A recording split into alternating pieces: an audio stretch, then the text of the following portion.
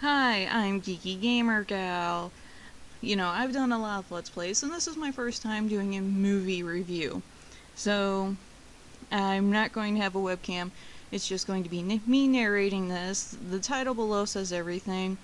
Um, there will be cursing, sorry, but there is spoilers ahead, because I'm going to try and just voice everything in the order it happens in the movie.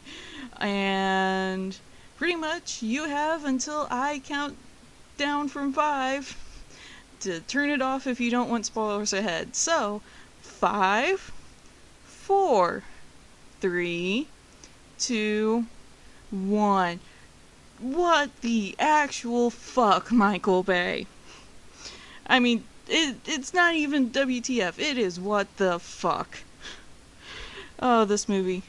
It breaks my general rule that I've held dear to my heart for these Transformer movies that, the odd numbered ones are actually decent and you can actually watch them and enjoy them without too many issues.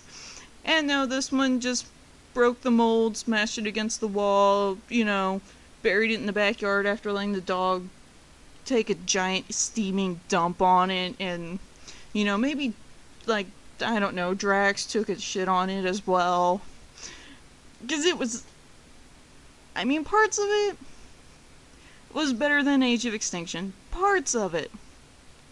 The rest of it is just this pile of incoherent gibberish that almost makes Age of Extinction look like masterful storytelling. Your suspension of disbelief has to be hung from, like, oh, what's that tower over in Dubai? The world's tallest tower. Your suspension of disbelief has to be held that high. Because, oh god. Okay, so, starting from the beginning.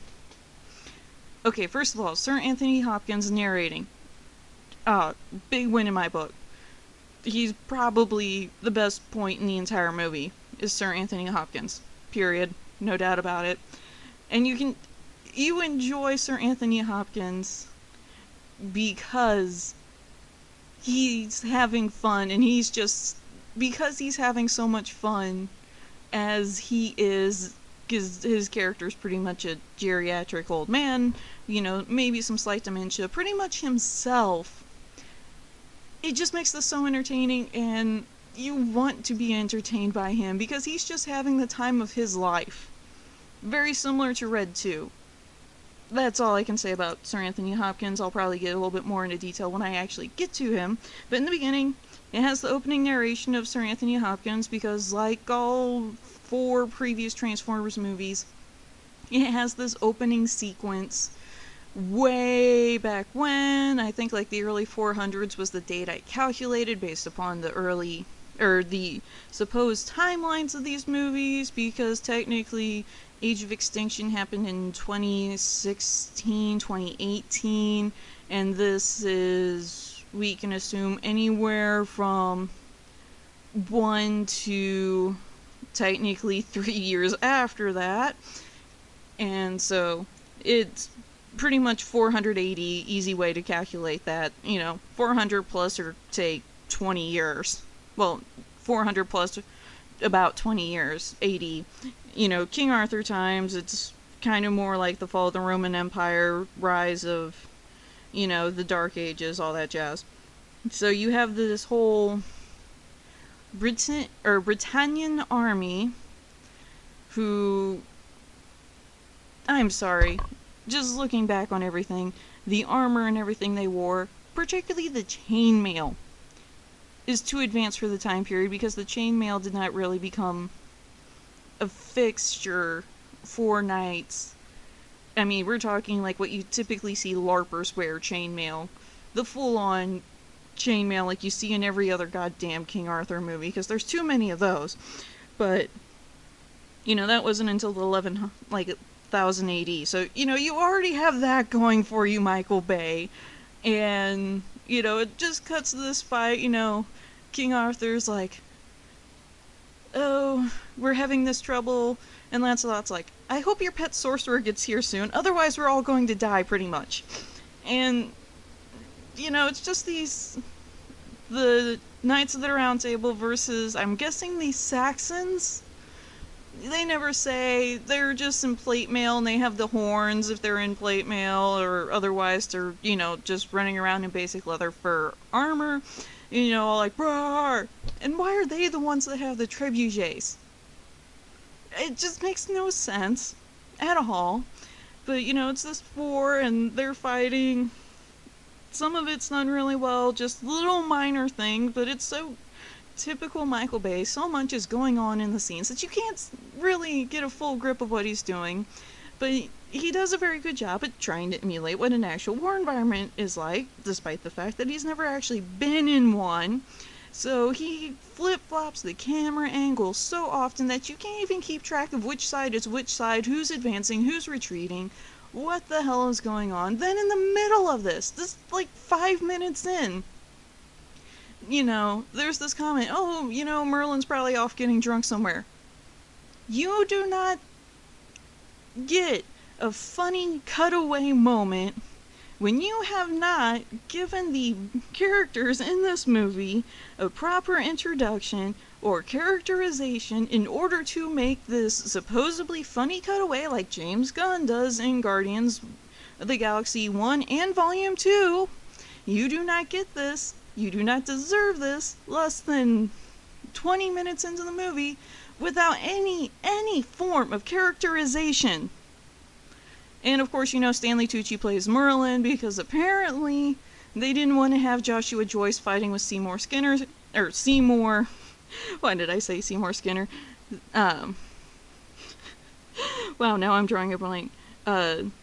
Seymour, Sector 7, John Turturro's character, Reginald. Either way, just not even dealing with him. So they didn't want the competition, so they made Stanley Tucci as Merlin. His first blurb that we see him as Merlin is him like, oh, I shouldn't be taking a drink from, I'm assuming, this alcoholic beverage, while I'm trying to save Arthur and the knights and, all of Britannia. But you know what? Just one more kip will do it. And you just see him just start chugging this bottle. You do not get what is meant to be a funny moment with no goddamn characterization. So it cuts way to the battle, more shaky camera, it's flip-flopping so much you can't understand what's actually going on, who's advancing, who's retreating, that whole jazz. It cuts back to Merlin, and it shows, this ship that's crashed into the mountain because God only knows how long ago it crashed there, which then begs the question, how does this even fit into the timeline? Did they arrive before the primes? Were they after the primes? If they were after the primes, how the hell did their ship get buried in a mountain to where only a couple of, I'm assuming, exhaust vents for the engines are? I mean, it's kind of a nice G1 arc reference, but it's not as good as what we saw in Dark of the Moon with, the arc crash into the moon. And Stanley Tucci, this is the moment when I was able to accept him as Merlin, because he gives this great heartfelt speech of, help humanity, because at this time, yes, your world is dead to you guys, but in this moment, our world is ending as we know it, so give us a hand. It was a great little thing. So, what does this Knight of Cybertron do who only has the distinction of, oh look, his plating is red, he is a red knight. And you can't hardly understand a goddamn thing he's saying because Michael Bay is Michael Bay and has to have everything so gargled so it sounds all technical and spacey and all that jazz. So he hands him a stick, saying that, oh, this stick will allow you to control the dragon. What dragon? Oh, don't tell me you guys are all just going to, transform into a dragon and then you'll be controlled by a human being. That's exactly what happens after, feigned epileptic, seizures for grabbing a hold of this staff. And, oh wait, no, this staff is not only just this stick that they handed you, it's this giant plot device that powers the entire movie that, Yeah. So, either way, after that little blurb, because the Dragon Storm, as the toy is named, comes by and, destroys all the Saxons, probably kills a whole bunch of the Britannian men who are on the same field at the same time, and, Knights of the Round Table, wah! Around the Round Table, the Cybertronian Knights, that sponsor them are wah! And then it cuts to space. That's when we get that great scene that we've been seeing since the very first trailer of Optimus Prime. Like, frozen, dead looking, it looks like his torso's tore up. No. He pulled a first movie Megatron, which then begs the question, why didn't you revert to your protoform commentary state when you went blasting off into space, so that way you didn't freeze, because apparently that's the only way the Transformers don't freeze, and only way apparently that they can actually be conscious as they're flying through the total vacuum of space. And it's Michael Bay does not respect physics. Once again, that will come up later. That will really come up later. And so this is where I'm going to get into a big giant G1, many continuities of Transformers rant. So, apparently, Optimus Prime, just floating through space, gets pulled into Cybertron's gravity. He lands outside the Temple of the Primes. Okay, so, the Temple of the Primes, even in the Bayverse, all the supported material that Hasbro published, including all the toys, positions the Temple of Primus in the ruins of the city of Iacon. Not in a goddamn barren wasteland in the middle of nowhere. But no, in the ruins of Iacon. And I can hear you all in the comment section right now just clicking away, typing. But wait.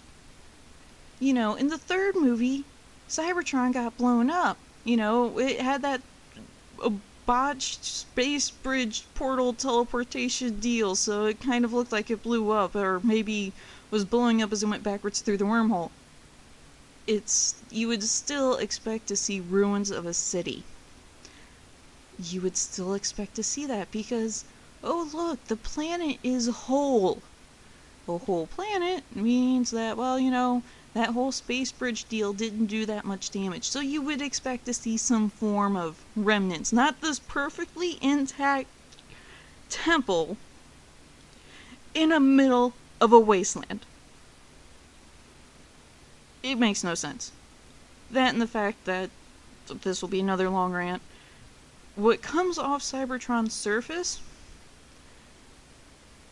I can't tell if it's ashes or dirt. I'm really hoping it's just ashes, because ashes can be explained, but it's probably dirt, which then will feed into my rant that I will get to later. So, Optimus is like, hey, where is this? Walks inside. Oh, hey, I'm on Cybertron. And then you get Quintessa. And I can't honestly tell what the hell Quintessa's supposed to be. They use the excuse that she's this false god on Cybertron. Okay, but a lot of the powers she exhibits are more like G1 quintessons, or could be potentially more like the original 13. So is she supposed to be like this weird amalgam between the quintessons and Quintus Prime, the creator of the quintessons? I don't know. I just know I really hate her design because it ruins Beast Machine's Botanica for me. And I know, everybody hates Beast Machines, but I liked Beast Machines. And we will be making a lot of Beast Machines references in this, but I didn't like her. I'll leave it at that. My opinion, once again, don't hold this whole thing against me. This is my opinion, this is what my thoughts, my rant about this movie. So, and this is technically version 2 of this rant. So, anyway, she's like, oh, Optimus, runs her hand down his face, that's where he gets the splash of red, and then she's like, in order to save Cybertron, because you can see how much it's blown apart and how much of a wasteland it is, you need to go back and destroy Earth, because you're betraying your kind.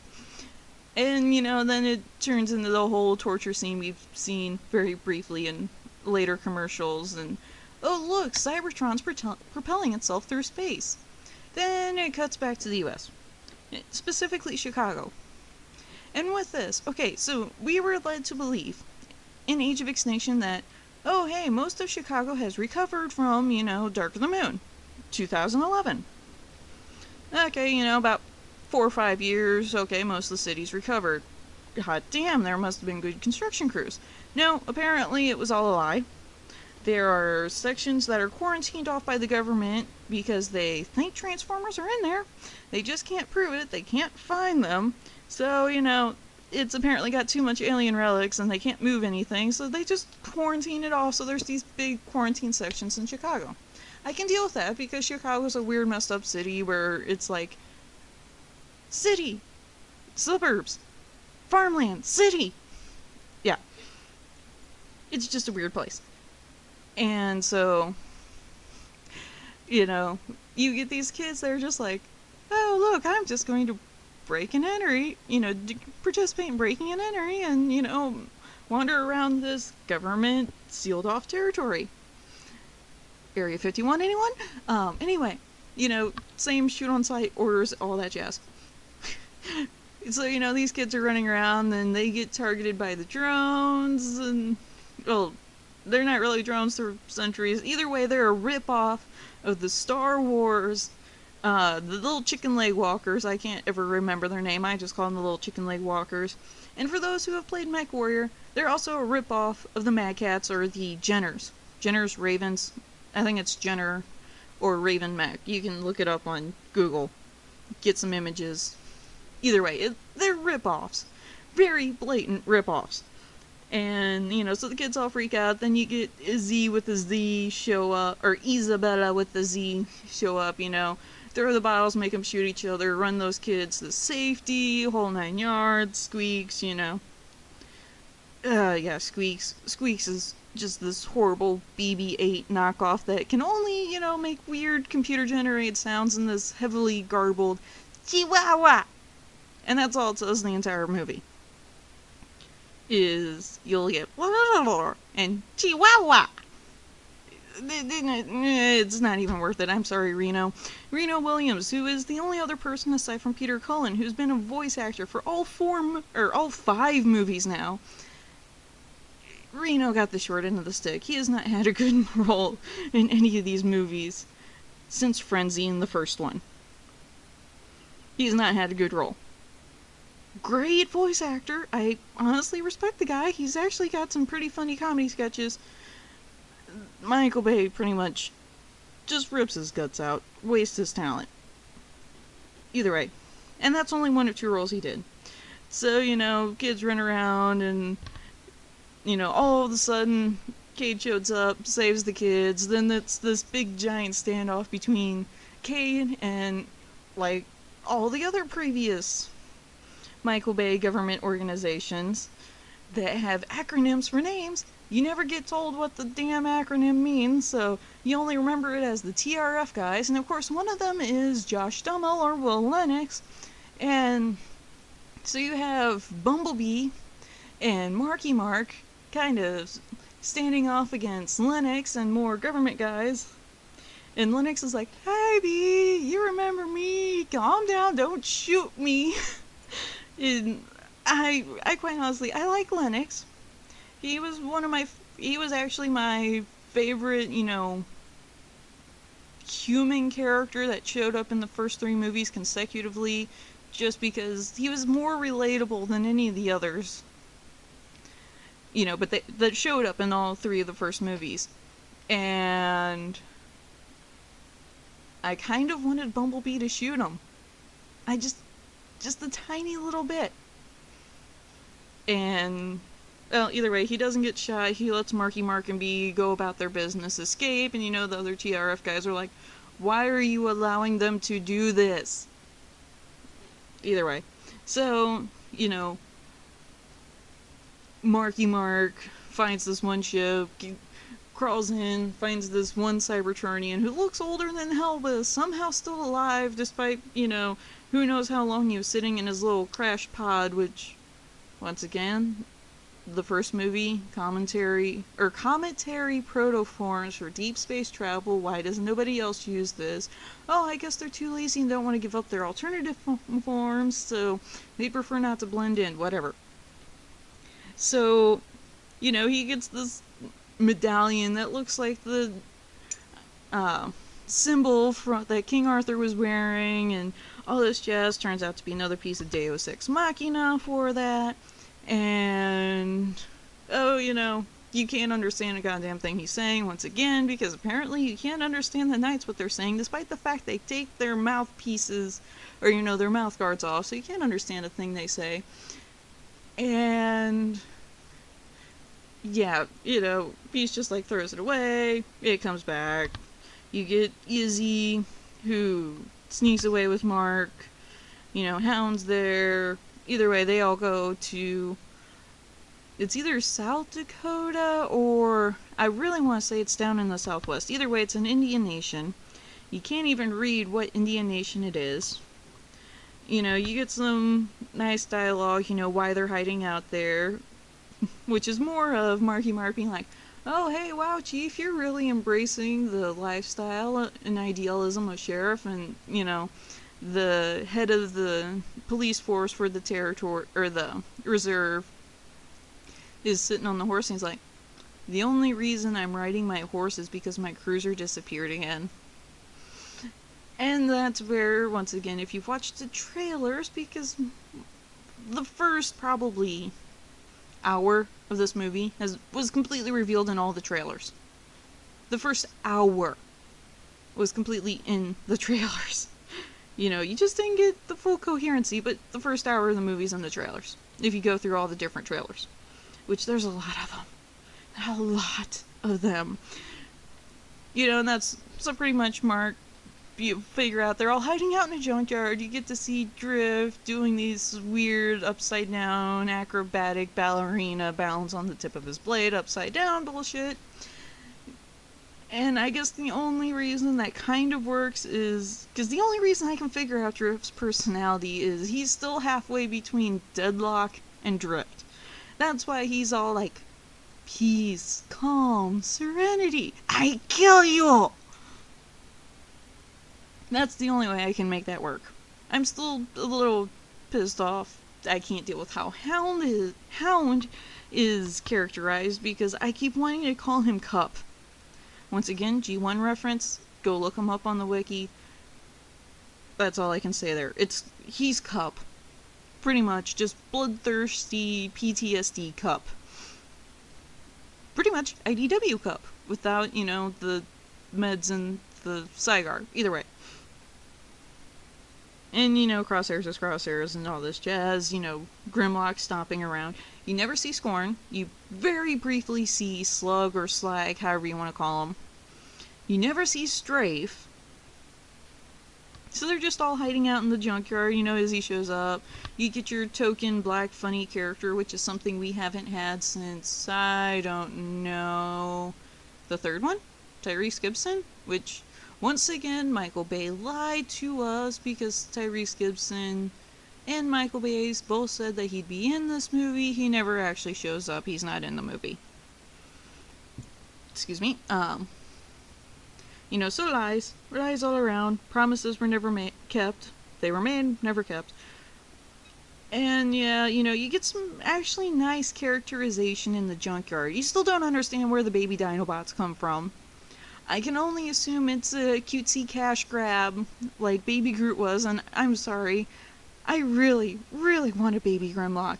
If they make that into a plushie, I just want the baby Grimlock, the baby Slag, Slug, whatever, and the baby Strafe as plushies. Because they're just adorable. And that's the only purpose they serve. They are adorable eye candy. They don't even have characterization. They're just adorable eye candy that set Cade's trailer on fire. That's all they are. All the purpose they serve in the story. And pretty much from there it jumps to the scene that we've all been seeing once again of Izzy working on Bumblebee, and later trailers, Bumblebee gets up and he's like, "Hey, are you ready to speak with your original voice?" "Yeah, I'm so excited." "Oh damn, this is not my original voice."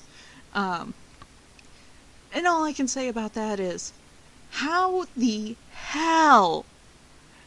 ever-loving hell can two humans who, I don't know how long they've been working on Cybertronians, but you figure less than 5 years, or, about 5 years, 5 years or less, have been working on Cybertronians. How the actual hell can they figure out how to fix a voice box that Ratchet, the Cybertronian medic who, let's face it, is only God knows how old, who has been practicing Cybertronian medicine and surgery and fixing bots for God only knows how long, could not fix? How the actual hell could two humans do that? How the hell? And, you get that initial, it's this computer-generated bland, atonal female voice, is what initially comes out of it. But, he's still actually talking to an extent, and then he's fiddling with it, and it actually looks like he rips it out, but no, he doesn't. And, you get, also in this whole segment, you get Discount Wreck-Gar, who's not even a good Discount Wreck-Gar. Because Wreck-Gar, and all his other sources, he's just this junk hoarder, goofy bot. No, you get the Steve Buscemi voiced day trader Wreck-Gar knockoff, who is also part Swindler, who is a Decepticon, also a Combaticon, and believe me, we'll get into Onslaught. We will get into Onslaught. But you get this Discount bastard love child of Wreck-Gar and Swindle, and he's the one who gives this repaired voice box part to Cade and Izzy in order to fix B, which, once again, that goes back to the how the hell do they have the experience to pull this off when, Ratchet couldn't pull this off. And yeah, he only shows up for one scene. Here, have this voice box and, do this little bit of trade. I mean, I enjoyed the fact that it was Steve Buscemi's voice. He carried the character well. Even though, sorry Steve Buscemi, I could never remember who you are. I could not remember your name until I binged watched Boardwalk Empire. That is the only way I've gotten to remember your name. That is the only way I remember your name. Or only reason I remember your name. But, yeah. I mean, Day Trader, Steve Buscemi's character, the bastard love child between Wreck-Gar and Swindle, looks like Hound's little derpy cousin. I mean, there's no creativity there. All the creativity went into the vehicle mode, not the CGI robot mode. And yeah, that's all he shows up for. He runs away, or runs off, doesn't really run away, or drives away. Doesn't show back up. And then we get, from there, oh look, the TRF, we don't know what the hell it actually means, military group. It's like, oh look, Tracer on Bumblebee, we know where Cade Yeager and all of them are hiding. So, you kind of get this whole discussion about this between Glenn Morshower, or I think he's now a 5-star, not a 4-star General Glenn Morshower, and Lennox, how do we proceed from here? Hey, we've been receiving this Decepticon chatter because, oh wait, Barricade's also in this movie, and you have this really freaking stupid conversation between Barricade and Megatron. I mean, it's somewhat plot relevant, but then you're looking at this, and once again, Michael Bay does not give any exposition, does not provide enough, what the hell is actually going on, because none of the actual storytelling happens in the movie. And Hasbro and IDW have since thrown their hands up in trying to actually tell the story before the movies come out. So we no longer get the novelizations, which then fill in the gaps that Michael Bay is just like, hey, look, I'm not noticing this because this explosion looks cool. WTF, what the fuck, Bay? What the fuck? So, anyway, back to this conversation between Barricade and Megatron. Yay, Jess Harnell is back to voice Barricade. I actually kind of like the redeco they did of Barricade, even though I really like, but I think they were a little over the top, the punish and enslave brass knuckles on Barricade. I like how they look, but does he have to have them on every single goddamn time he transforms? Anyway, and then Frank Welker's version of Megatron for this movie, because this is the first time that he actually does Megatron's voice in the Bayverse. He did Galvatron's voice, but all the previous Megatrons were Hugo Weaving. And so a lot of people gave the Galvatron voice flack in the last movie, but they do not realize that the Galvatron voice is the most similar to the G1 Megatron voice that Frank Welker has done. This Megatron voice is, I would say, halfway between the Transformers Prime Megatron, which was Frank Welker trying to do Hugo Weaving's movie Megatron voice, and halfway to the G1 Megatron voice. So you get the nice, deep, growling, gravelly voice, but you get a little bit of a rasp, which is good, so it gives it a little bit more, you can actually understand what he's saying versus all the other Transformers in this movie that are not Autobots, or, not the main Autobots. But, no, what makes this conversation so goddamn stupid is Megatron sitting there on these destroyed cars, and, the conversation with Barricade does not go the way he wants, and so he's just sitting there, and he's just lighting the flamethrower on his gun. He's sitting there and flamethrowering the ground. He doesn't do it once. No, he does it 3 times. He's just like, moves his arm a little bit and just sprays flames all over the ground because apparently he's so pissed off at Barricade, but he doesn't want to get up from his chair. So he's just going to express his anger by pointlessly firing some function of his gun at the ground. Michael Bay, take it easy on the special effects. I think they're rotting your brain, or well, no, they're not rotting your brain. They have rotted your brain to where it makes no goddamn sense. They need to, give you a babysitter when you start making these movies again. Or whenever you make another movie. You need a babysitter on set. So, after that conversation, we go back to the junkyard and pretty much we get an expositional piece of story of why there's no Tessa, why there's no Shane. So pretty much, Joshua Joyce at the last movie did what he said he was going to do and managed to, reset most of their lives so they could be back to normal. Tessa apparently chose this and is off in college. So she can pretty much make phone calls to this one call, but Cade can't talk to her. He can just sit there and listen to her voice. And you get this nice, kind of heartfelt moment with Hound. And yeah, I had to stop and think and not call him Cub.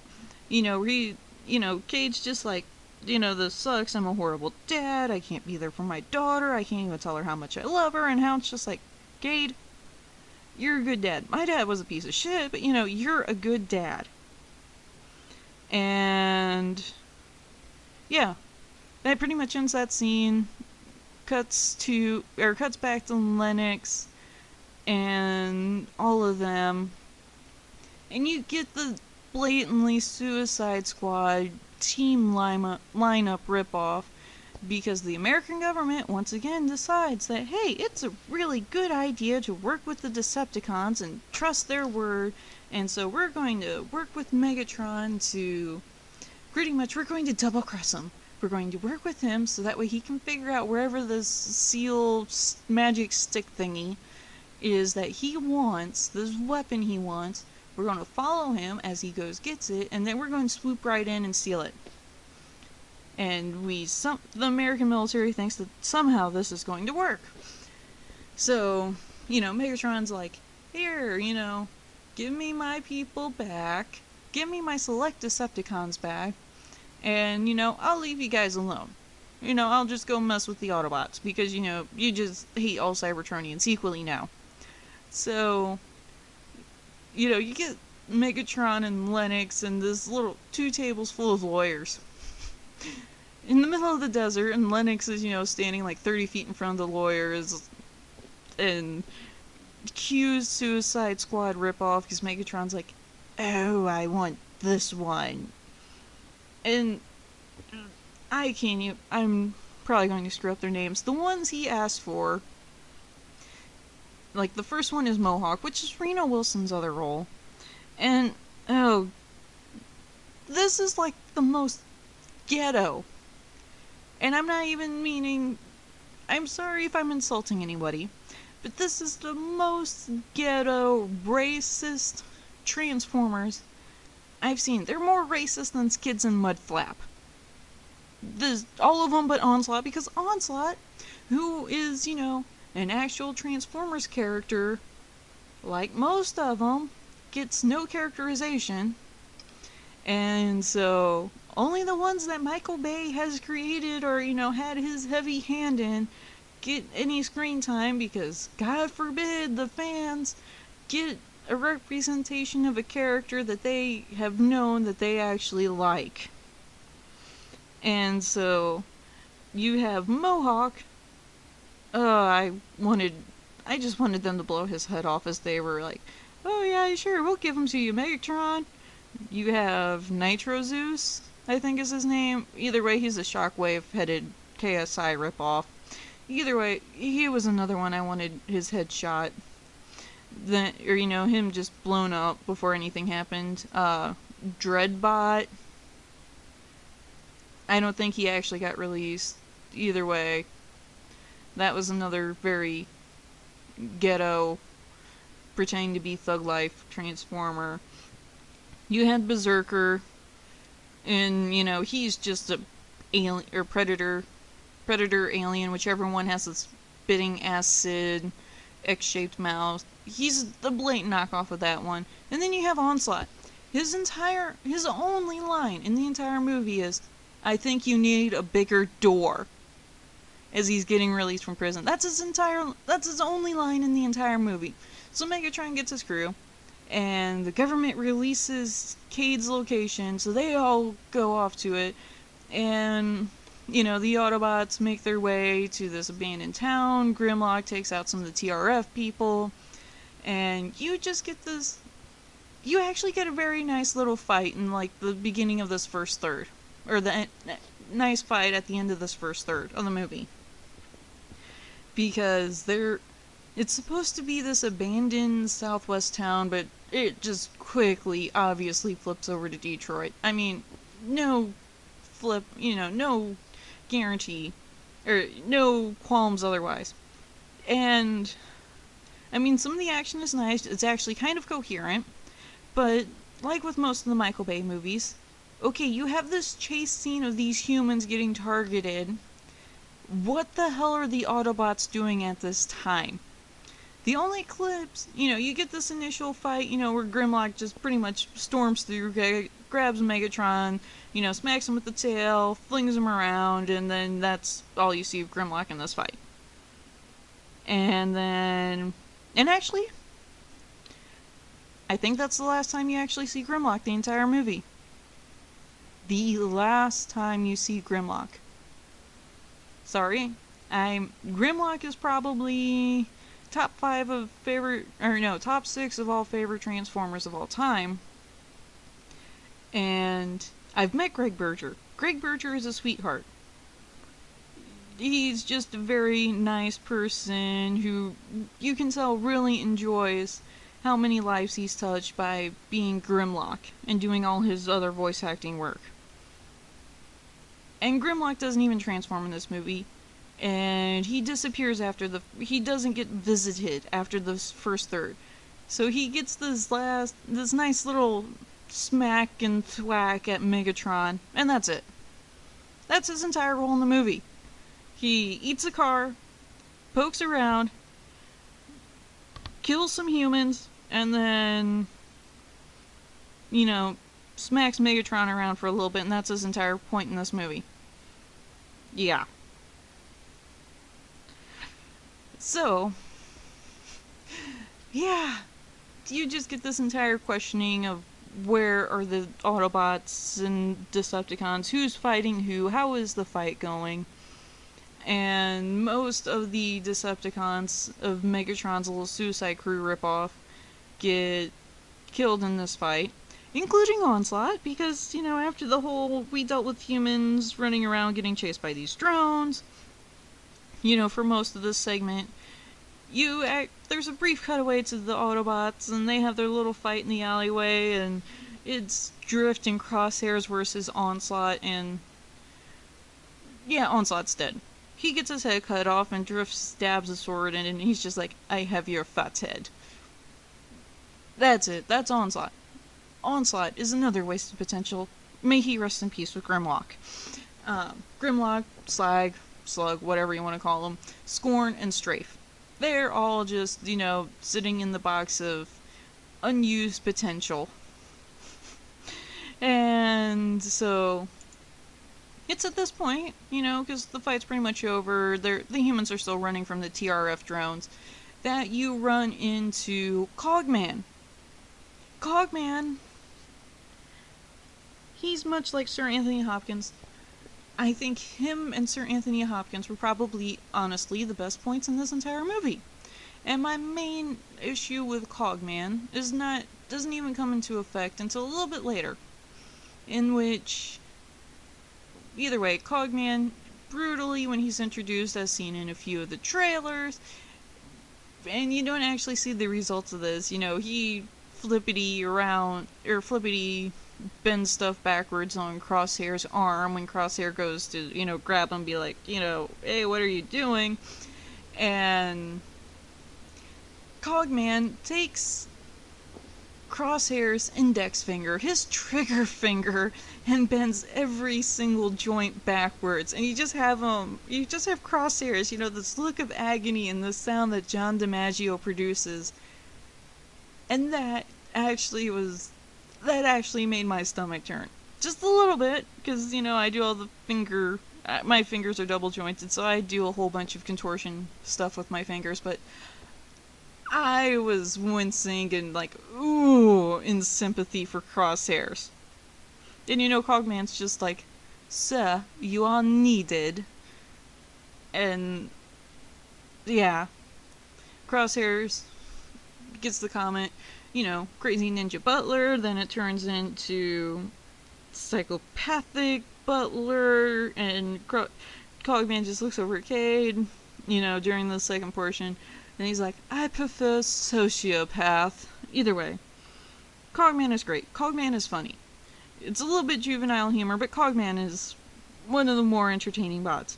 My issue with Cogman, his actual toy and Hasbro profile is that he is a headmaster, and he's actually supposed to combine with one of the knights. He's supposed to be part of the Knights of Cybertron, which I'll get into poking holes in that entire theory later on.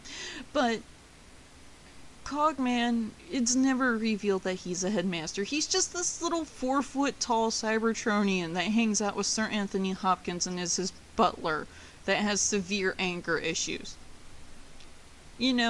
Give the guy his body that he transforms into the head for, so that way he can at least kick more than human ass. Because Cogman was great. He got more characterization in this movie than most of the Autobots have in the last two.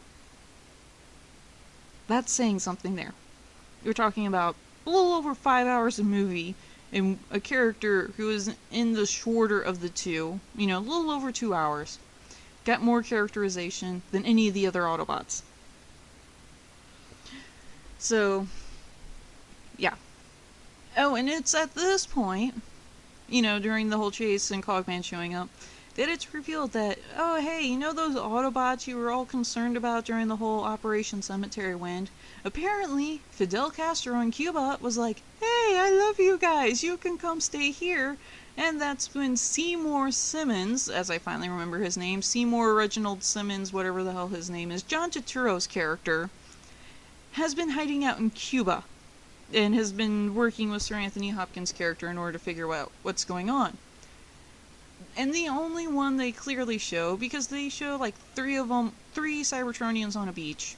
In this brief flash, and I'm going to have to buy the goddamn movie in order to be able to see who's actually alive after the whole Cemetery Wind fiasco. But, if you guys remember him from Dark of the Moon, because he fell into the Bay black hole, you're a blue robot, you're not going to make it, you're not just going to talk the entire movie long. Topspin. Topspin is one of those Cybertronians in Cuba. And he has lines! He actually talks! I mean, he has a little bit of a, Hispanioble Cuban accent, but, okay, you've been living in Cuba for, who knows how long. Because you escaped Cemetery Wind. But Topspin actually speaks. He's alive, and he speaks. That was mind blown.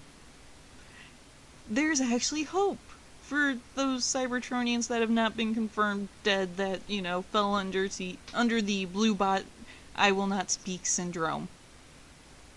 I'm still hoping Sideswipe is alive because Sideswipe is one of my favorite, still potentially alive favorite Cybertronians, but Topspin spoke. That distracted me long enough before I was like, wait, is Sideswipe on the beach? Anyway. So, you get some great interaction there. And start of the middle, 2/3, you get over to England, that's when you see the other portion that's always been in the trailer, and you kind of get your Vivian introduction, Laura Haddock's character. I'm sorry, she will forever be Meredith Quill in my opinion, but you get her brief interruption, saying how the Arthurian myth is utter bullshit, and, none of that actually happens, and yada yada yada, completely ambivalent to the whole thing, and you get a little bit of a backstory. Apparently her father was dead and very much into the Arthurian legends, and she just hates his gut. Her mother is always hanging out with her bridge, or whatever you want to call it, old lady, or, no, not to insult myself, older lady club get together, which of course always has some form of naughty conversation going on, and, she's just sitting there suffering through it because family, and, then she gets pretty much kidnapped by Hot Rod, and she gets up to the castle, and I have to say this, despite the fact that you can barely understand what Hot Rod's saying, which, once again, I think this is more Michael Bay's fault than the voice actor's fault, because Michael Bay's iteration of Hot Rod speaks with a very heavy French accent, which is really what limits his understandability. I hate G1 Hot Rod. I hate Hot Rod in most continuities, but I actually kind of like this Hot Rod. Just a smidgen. He was tolerable, but what a little characterization I got got from this movie, I kind of liked him. He was somewhat enjoyable. But yeah, and Bumblebee comes across the ocean on this tiny ass plane. How the hell did Bumblebee fit in the plane with Mark and Cogman? Who knows? It breaking physics. Michael Bay breaks physics. He breaks physics a lot in this movie. And so you get, this introductory scene with Bulldog and Laura Haddock's introduction that you see in the trailers, and, you get to see Freya, the world's loneliest dog, who now actually has a home to live out the rest of her life, which, is kind of nice and heartwarming, if you know the backstory when you see her, because she's just so happy. It's so cute. And yeah, she kind of distracts from the entire thing. either way, then you get this discussion inside. Cogman attacks Cade, and it's just this whole like, oh, Cade, you pretty much have on your arm, or that little trinket that keeps following you around, you have one of the warning signs for the apocalypse. It's never explained completely, how they know this is an apocalypse and all that jazz, but okay. And, you get this big giant chunk of expositionary, just plot holy Deus Ex Machina introduction from Sir Anthony Hopkins, and you kind of cut away in the middle of it to the whole NASA groups like, oh hey look, there's this planet approaching Earth, and like half the speed of light, and you cut over to more torture Quintessa does to Optimus Prime, because like all the other previous movies, Optimus Prime is the focal character and, biggest person on the posters for this movie, and he's barely in the goddamn movie. I mean, I would say less than 30 minutes of this entire 2-hour, 28-minute monstrosity, if you're not in China. He's in there for less than 30. He is pretty much in there for that 28 minutes for all those who are not in China.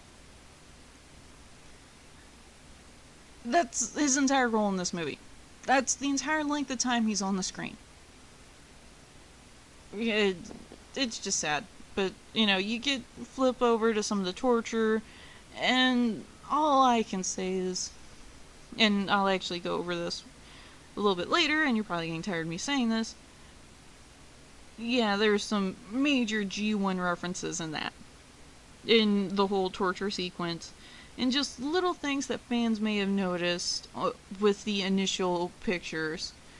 And so, you cut back, then it turns into this, back to Sir Anthony Hopkins and all his people, and it turns into this great little car chase through London. Can't figure out how the hell Megatron and his remaining crew got over to the UK in order to follow Cade and Bumblebee, but somehow they made it over to the UK, and that's how you get that chase scene that also has been all over the trailers where, Marky Mark is riding in B, and then all of a sudden he's like, the back of his head's kissing the pavement as B transforms his gun out in order to shoot Barricade. And, just that crazy chase. And I'm sorry. Once again, the Mark Wahlberg and Laura Haddock, Bumblebee, Hot Rod centric aspects of that chase, it blurred together. I wasn't much interested in it. But the Sir Anthony Hopkins and Cogman sections of it were so funny. They were heartwarming. You can tell they were having fun, and during this serious chase, you wanted to watch them, not the main characters. You wanted to watch these two side characters and their take on this entire thing, because they were having so much fun that it was making me have fun. Forget the main characters. I really would be happier with this movie if they cut everybody out but Sir Anthony Hopkins.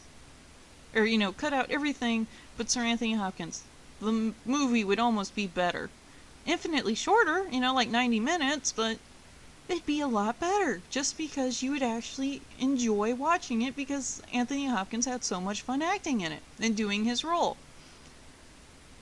Either way. So, yeah, you got this great, hunt for, trying to find Merlin's staff, because Merlin's staff is apparently, it's Deus Ex Merlin's staff. Merlin's staff is the thing that will either save us from the apocalypse or cause the apocalypse, and there's a scene during this chase segment. It was kind of funny. It was actually one of those cut away from the main action that, for once, actually had enough characterization behind it that you could actually laugh at it. And it was raunchy as hell! Because you have Mark and Laura, Cade and Vivian, tearing apart Vivian's father's study in order to find this clue on where they're supposed to find Merlin's staff, because apparently Vivian is the only one who can wield it, so it's kind of like Deus Ex Human Vivian, to save the day, because she's the only one who can supposedly use Merlin's staff, and that's another big, giant Michael Bay fail. But, digging apart her father's study, they're making noises, and the comments they make. Well, why don't we just break open this horse's ass? Oh, no, hit it harder, faster, come on, we gotta hurry up. Because most of the scene focuses on the bridge club that Laura's elderly mother is running, and they're just standing in the hallway, and they're like, oh my. It's not sexual, but it really sounds like it could be sexual. It's very much flirting with that PG-13, and it was kind of funny and just, oh God, Michael Bay, really? Really? That's all you can say about that. And, you go through a couple of the National History Museums, you go through this Naval Museum. It turns out one of the submarines is a transformer, and it only responds to Laura because, oh look, she's got the blood of Merlin in her, and she's the only one who can save the world, and, oh, yeah. The stories you've seen that explain what happened to Shia LaBeouf's character, it's not explicitly said what happened. It's just highly inferenced, because supposedly Sam was one of the Witwickens, this, culty group that knows the history of Transformers on Earth, and apparently Sam died because Anthony Hopkins is the only Witwicken left, and so we just have to assume he died, even though it's not explicitly said that he died. And of course, they have to use the picture for Sam from the first movie, the username LadiesMan217, shell-shocked, like, oh my God, I just got hit in the nuts with a taser look. That's the only picture you see of Sam.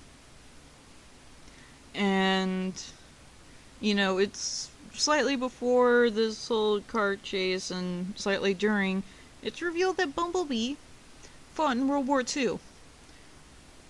Big, giant, FU original story that I've told in both the books based off the screenplay and supplementary comics and, everything that happened in the first movie, FU, for Michael Bay. Because in the novel Ghosts of Yesterday, it was shortly after the Apollo 11 launch, Sector 7 launched a spaceship that ran into the Cybertronians, which then helped guide them to Earth, because they're like, hey, these, barely evolved organic life forms have all this technology, and we should probably go investigate how they have this technology. That's how they get to Earth. We're talking 60s into 70s for this. Bumblebee meeting the crew of the Sector 7 spaceship. Supposedly in the Transformers lore, the first spaceship to go beyond our solar system. In the first movie, Bumblebee pretty much states in the comics that he hasn't been on Earth long because he's trying to figure out where the glasses are. And he's the one who stumbles upon Sam's eBay page. How the hell could he be in World War II? Least of all, act like, he doesn't exactly remember it. He is a alien robot. I'm pretty certain he's much like your computer. If it's saved on the hard drive, no matter how much you delete it and reformat the hard drive, some trace of it is going to be there. And they even actually, there's this little bit that's there that comes in later, at the end of Act 2. So it's just WTF. WTF, where does this plot hole come from? And then, yeah, Hot Rod. Hot Rod's another, where are you getting this from, Michael Bay? So Hot Rod has this ability with his gun to, like, slow down time in this bubble. You know, whatever's in the bubble, time has been slowed down. And Hot Rod has never had this ability. Hot Rod is usually in some form, his weapons are either flaming or highly radioactive. But no, in this movie, he can slow down time. In this little bubble field. Okay. The only Transformer in the history of Transformers, aside from the Time Lord, Time Raccoon, whatever you want to call him, Heinrand, which was only in the Japanese Beast Wars manga, is Alita 1 in the G1 cartoon. Only other Transformers with this power. Somehow Hot Rod has it. Do we ever get an explanation? No. But he certainly uses this like 3-4 times in the entire movie. But okay, whatever. Hot Rod Michael Bay, no exposition, fine. So anyway, we get back to the submarine, you know, and the humans are riding in it, and Cogman forces them to sit up front and watch all the crazy insanity going around, and, you know, they're dodging the military, and, you know, you see Linux and these little submersibles following, and it's just kind of funny, you know, Bumblebee standing on the outside of the sub like, I'm not letting you go, if I start rusting, you know, consequences be damned. And they find the night ship. The military group, TRF, finds their own way in. I mean, there's another funny moment where Cogman's like, you can't expect me to get in the water. And Cogman gets shoved in the water. You know, it's just kind of funny. It's just like, I hate you all. Cogman, most of the entertainment value for most of the movie, along with Sir Anthony Hopkins. And, you know, go through the night ship.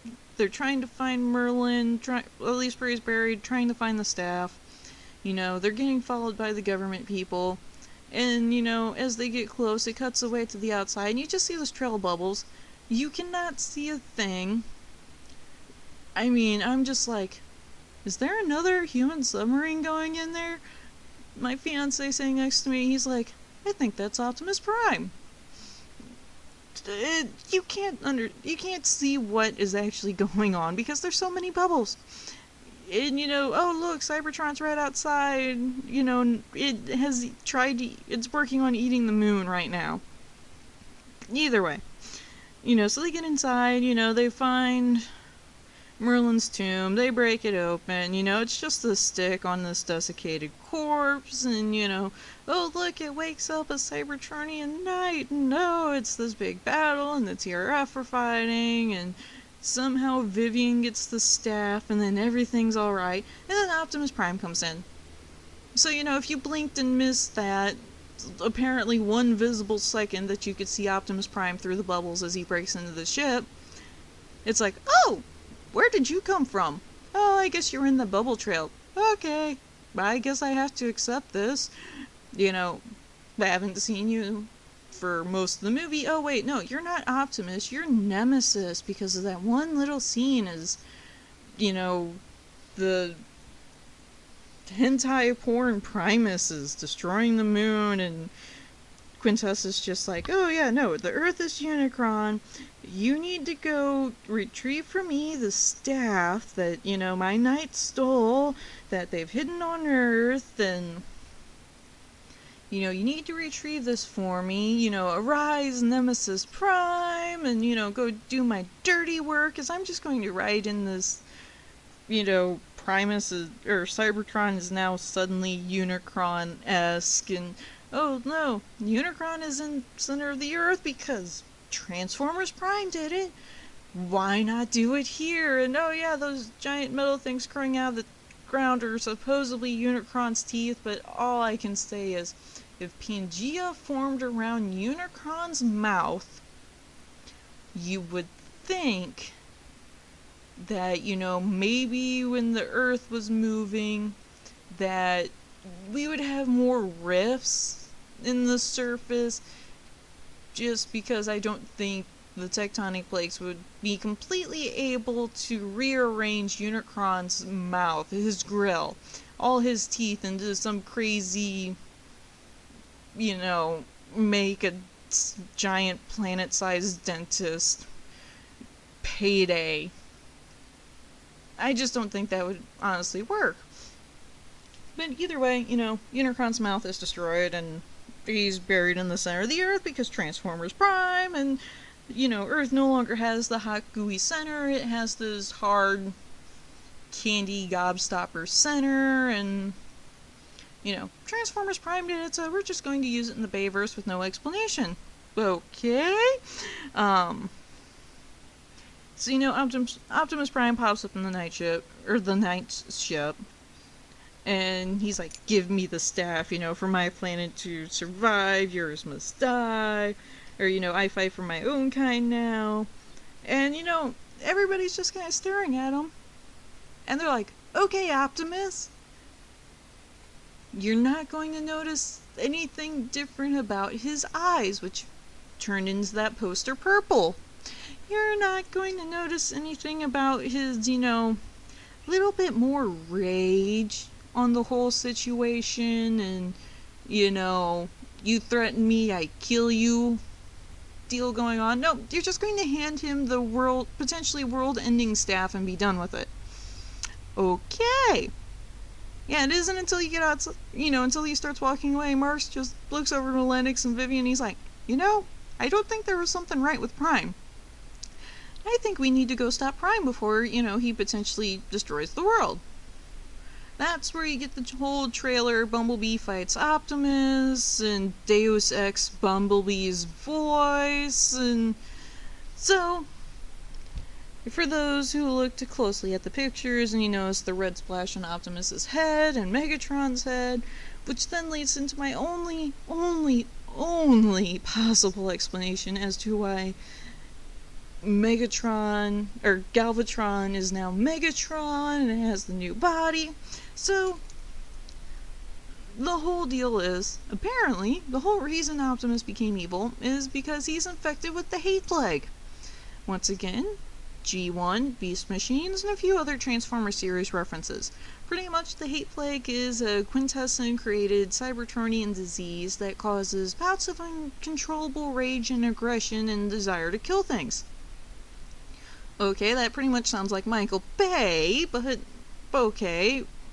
You know, this is fitting the situation, you know, it understands why, you know, Optimus Prime is, you know, trying to kill Bumblebee after, you know, the one scene in the last movie where he pretty much admitted to the longtime fan theory that Bumblebee was raised by Optimus Prime. And, you know, it's one of those, you were not paying attention, you missed that scene between Optimus and Cade in the last movie. You know, so you get this big fight, you know, Mark's like, Optimus, stop doing this, you know, Bumblebee's your friend, he's your oldest friend, why are you trying to kill him? And, you know, Optimus is all like, save my world, you know, this is for my planet, not your planet, I'm tired of fighting for your planet. And so, you know, Optimus gets to where he's about to kill Bumblebee, and Bumblebee just pops up and he's like, Optimus, come to your senses. And it was pretty much this moment where I'm like, okay, yeah, that's definitely Hate Plague, because in Beast Machines, you know, once they work past their aggression, they return to normal. So, okay, kind of makes sense, kind of true to somewhat original source there, Michael Bay. I will give you a slight nod for that. And so, yeah, you know, that ends that whole segment. Next thing you know, Megatron's there, he takes the staff, he runs off to Quintessa with the staff of Merlin, because all of a sudden it goes from human-sized to Cybertronian-sized, and oh look, the end is glowing blue, even though, oh look, supposedly the only ones who are supposed to be able to use it are Quintessa and Vivian. So, okay. Then you get the Knights running out on their ship, and they just start beating the crap out of Optimus, and Optimus is like, okay, so apparently I betrayed my code as a Knight of Cybertron. Wait, why the hell is Optimus a Knight of Cybertron? And they're going to kill him for, you know, pretty much giving Quintessa ultimate power because apparently she's this false goddess, whatever. And Cade, his little knight insignia goes all Deus Ex, and he's able to save Optimus from getting his head chopped off. And it's like, okay, Cade, you have a sword, yet you are able to block the swing of a robot who's 30-something feet tall and his giant-ass sword. You were able to stop that swing. Physics, you're fucked by Michael Bay. Congratulations. I hope you're not pregnant. You probably are. And, Deus Ex Machina. It's just Deus Ex Machina for any situation that Michael Bay wants a cool visual out of. Deus Ex Machina. And so Optimus is like, okay, we're going to save Earth again, and, thank you, Cade, for believing in me, and here's what we need to do, and, cue big giant battle scene, which most of it you've seen on the frickin' trailers. And, we get this nice moment of interaction between Megatron and Quintessa, and he's like, Quintessa, I've brought you your staff, will you give me my army so I may crush the Autobots, cause, I don't know, Revenge of the Fallen, Megatron was more backseat in Dark of the Moon, and Galvatron was second runner in Age of Extinction. Apparently Megatron can't formulate his own evil plans and successfully implement them himself. So he has to play second fiddle. Main bad guy who has terrorized people's nightmares for the Transformers fandom is playing second fiddle. Again. But the whole Megatron is able, knows who Quintessa is, and is professing loyalty, leads into my whole theory as to how Galvatron became Megatron again. Because there is one scene in Age of Extinction, I'm going to make sure a picture shows up on this, where it looks like after Lockdown got, bisected from the waist up, that Galvatron is making his way to the fleeing ship of Lockdown. Or Lockdown's fleeing ship. So did Galvatron steal Lockdown ship, make his way back to Cybertron, interact with Quintessa on this what the fuck Temple of the Primes that's nowhere near where it's supposed to be, get the hate plague to get upgraded, explain the splash of red on his helm, and come back to find Merlin's staff, and is that how he knows about the Night Steel and the staff and all the other Deus Ex Machina crap for the entire movie that this plot is based on? Only thing I can guesstimate. So, then it turns into this ultimate, last minute, save Earth, Cybertron's scraping Earth's surface clean, and you get to see that area, once again, around the Temple of the Primes. How is there grass on Cybertron? There's grass, there's greenery, there's soil. How? It's supposed to be an entirely metal, inorganic, technological planet, but yet there's plant life growing there within hours of it entering Earth's atmosphere. How? I mean, the only thing I can think of is Michael Bay, once again, was going into the vault of ideas and pulling something out of his ass. Because at the end of, during Beast Machines, they reveal that, no. Instead of having Primus in the middle of Cybertron, which would then explain why Cybertron's able to do, limp spaghetti noodle planet that's barely holding itself together as it plays, just tentacle assimilation on Earth. No. Cybertron has this gooey organic core. And, Beast Machines, the whole thing was about the balance between the technology and organics and, the blend of the techno-organics as it rises to the surface, finding that balance, finding that peace. That is the only thing I can use to explain why all of a sudden Cybertron has plant life on top of it. On the surface. Around the Temple of the Primes. Only thing I can use to reasonably explain it. Only goddamn thing. Because otherwise, it makes no sense. I'm getting a headache again from thinking about this.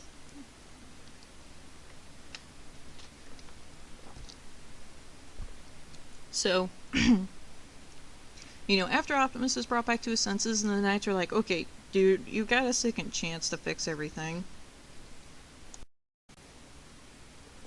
So the Knights were all, you got a second shot at this, and go save this planet that we sort of protect because, we gave up on Cybertron because Quintessa, just for some reason, went mad with power with this glowy stick. And so we ran away with it, and yeah, the Knights of Cybertron, I so wish that they were primes just because then the numbers fit with Optimus supposedly somehow being one of them, because then it's 13, and 13 primes, not 7 primes with a descendant. Let the ones that dealt with the Fallen be the Knights and just make things easier on me, but no. There's 7 primes and a Fallen and a descendant, aka Optimus, and then you have the 12 Knights of Cybertron, which somehow Optimus is a Knight of Cybertron. I don't know how this works. I just don't. Not at all. No. Do we not get any explanation anywhere? Nope. Not at all. So, it turns into this, quick, we must get Vivian into the temple so that way, she can take the staff and remove it, or, take it back from Quintessa, never mind the fact that, she's this Cybertronian, or at least this Cybertronian amalgam. And you need this human woman who is supposedly the only one who can handle the staff, despite the fact that Optimus manhandled it, Megatron manhandled it, it worked just fine. But no, she's the one who's needed to remove this because supposedly her DNA skewed in because she's related to Merlin. Okay, so, it then turns into that battle scene you've also always seen on all the trailers of, getting everybody into there, and you have the one character from NASA who has spent the entire movie professing his love of physics, and he just doesn't realize. This character just doesn't realize. This is a Michael Bay film. Physics is fucked. It has been fucked sideways. It has been fucked sideways raw. And, physics just doesn't exist because when Cybertron enters Earth atmosphere in order to scrape things up, not only is it somehow like a third of the size we saw in Dark of the Moon, no. Apparently it has had such little effect upon Earth's gravity that, our atmosphere isn't ripped apart and, half the planet is suffocating, or, all the planet is suffocating, nor are the two planets actually actively colliding into each other like what would happen. Nope, everything's fine. It's just able to orbit itself around Earth as it scrapes Earth clean and tries to get at the hard, crunchy Unicron core. Okay? And, so apparently Stonehenge was the center where apparently, I'm assuming because otherwise, I just have to assume this, the center of Unicron's mouth is. That is where Unicron's actual mouth is centered. Because supposedly all his teeth were right around the mouth, and that's where Stonehenge was built, and that's where the ship has, or Cybertron has to be oriented, and the night ship has to be oriented when Quintessa has Merlin's magic stick, or I guess it was actually her magic stick all along, in order to start draining energy from the warm Unicron center of Earth in order to bring Cybertron back to life. And oh look, no, they're claiming it's geothermals. That the staff is somehow sapping our geothermal energy. We have a giant robot deity in the center of our planet, or that our planet has formed around. How do we really truly get geothermal energy? How? It just makes no sense. But, well, whatever. Michael Bay, physics. The same guy then is like, oh, look, no. We should be able to stop the entire process by using a couple of tactical nukes in order to blow up this dangly bit of Cybertron that happens to be positioned just right to swing the Temple of Primes and knock it loose from Cybertron and, supposedly interrupt the connection. Because physics work, and of course it doesn't work because plot armor. And so, in the center of the Temple of the Primes, you get this whole fight between the Autobots and Megatron. Megatron gets his monkey spanked, like always, gets, once again, his one arm cut off, and he pretty much gets ejected so that way he can live to fight another day so they can make another movie. Because Megatron has plot armor. And, so then they're fighting Quintessa and trying to get Merlin's magic stick from her, and then you get all this, it gets knocked off Cybertron and it starts flipping around, free falling off Cybertron towards Earth. So everybody else is flying around, and, you see Hot Rod use his magic time gun some more. Or, magic gun that produces time bubbles that slow stuff down some more.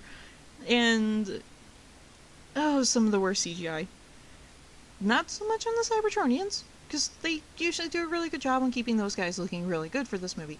No, on the humans, because Marky Mark throws Vivian down, or, up to reach the floor because gravity and it's falling, so that way she can pull Merlin's magic stick out of the ground to interrupt the connection. And her torso grows, and it blurs. And it just looks so bad.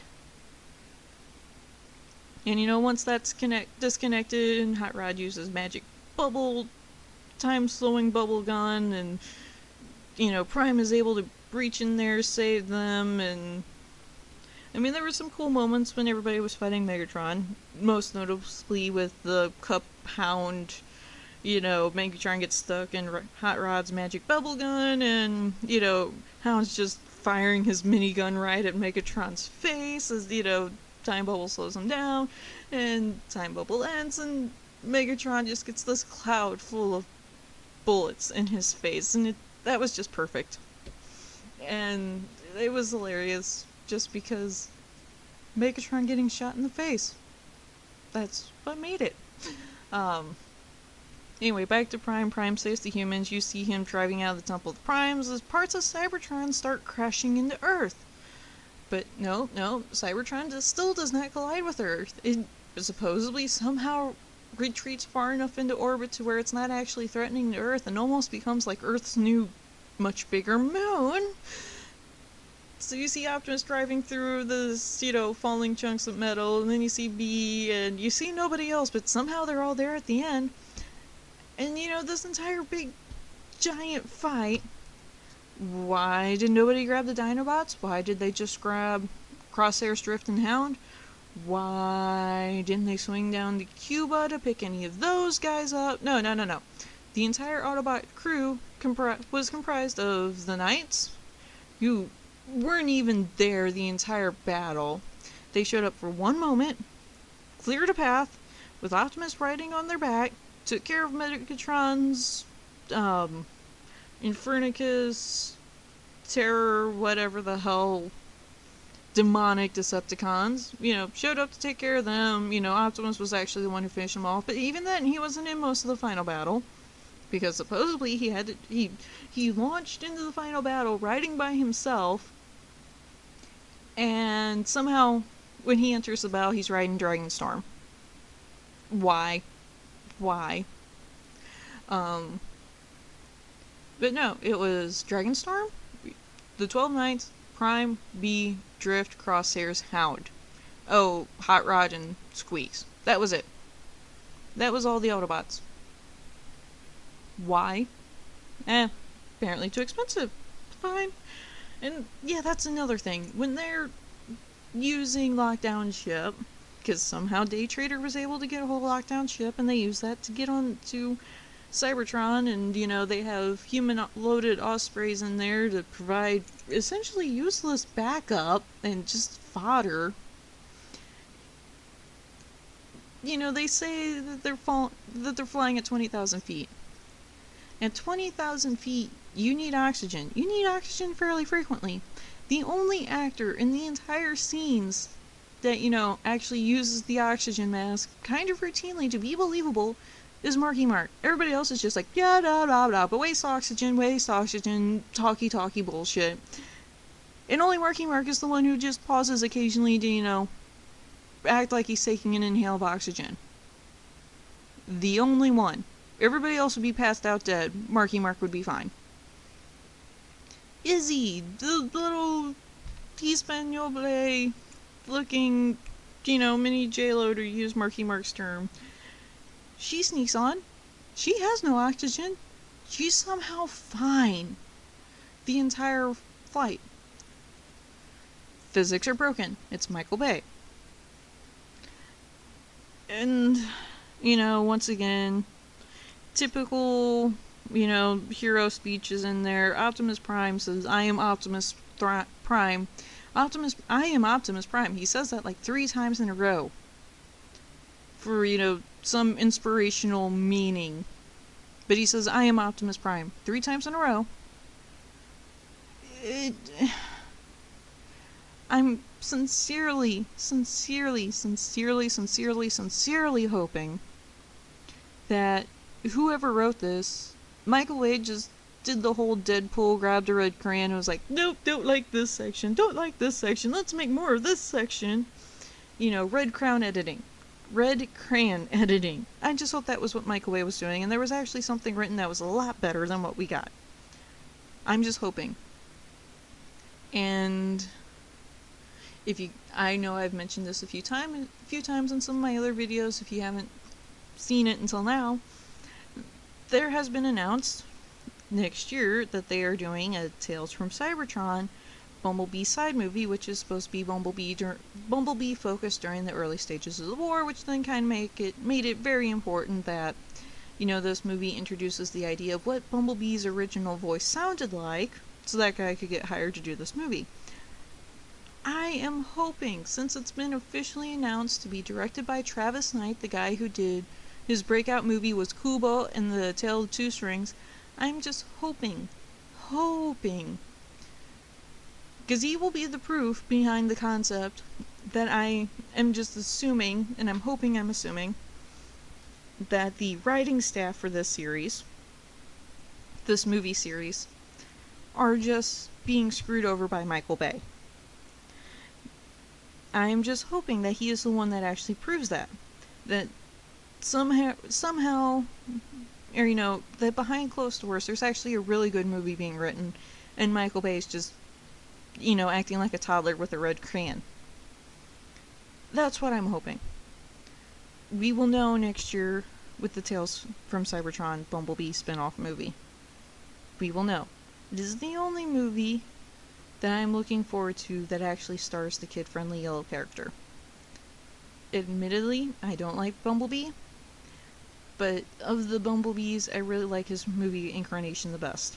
It shows the most growth, and he's the least annoying pain in the ass of all of them. That's my hopes. Otherwise, I don't know how to rank this movie. There are a couple of small scenes that make it better than Age of Extinction, and then most of the movie is at Age of Extinction. There's no plot. It's just action scenes, and you're forced to guesstimate, make fan fictions about where the plot actually is. That's what this movie is. It's fan fiction fodder. Write your fan fiction for the plot. That's what this is. No ifs, ands, or buts. Write the fan fiction to determine the plot. Here's the base outline. I mean, the novelizations for the movie. The Veiled Threat was terrible, but, there was that writer strike going on in the middle, and so Alex Irvine had to pretty much pull it out of his butt. And, so we can kind of forgive him for that. There needed to be a novelization for and before Age of Extinction. And this movie needs a novelization between Age of Extinction and what the hell was actually supposed to happen with this movie. Will we get it? Probably not, because Hasbro, as I stated earlier in this video, has since stopped trying to, do something to help lead up to the plot. Or, make the actual plot clear. Hasbro stopped. Which is sad. And I'm just hoping that this is the worst movie, since Michael Bay is no longer supposed to be in. Marky Mark is no longer supposed to be in this series. Both of them are supposed to be gone with this movie. I am just hoping that the meeting that supposedly went on to determine the next 10 years or next 10 Transformers movies that Steven Spielberg himself headed with 20 writers, 20 script writers, and technically some of them were writers from IDW for the comic books. And, novelizations were included in on this, I think 5 or 6 of them. The people who cherish these characters, that write these characters for a living, some of them were supposedly in this meeting that Steven Spielberg himself headed up. I just hope that there is something good that will come out of that. I just hope that everything was just Michael Bay with a red crayon. How can this guy actually have a master's in cinematography? I just hope it was Michael Bay. Because, this was just a giant what the fuck. What did I just see? It is a sequence of events with no to little tie-ins to understand what the sequence of events that's going on. So, I'm GeekyGamer Gal. If you actually stayed long enough, like, comment, subscribe. Give me the warm fuzzies. Let me know if you want me to do more movie reviews. Or, just explain how movies went wrong. I've certainly got enough of them. And, as always, well, I can't say remember the 3 G's of gaming because this isn't gaming, but look to the stars. Hopefully something good will be coming out of Hollywood soon. Bye.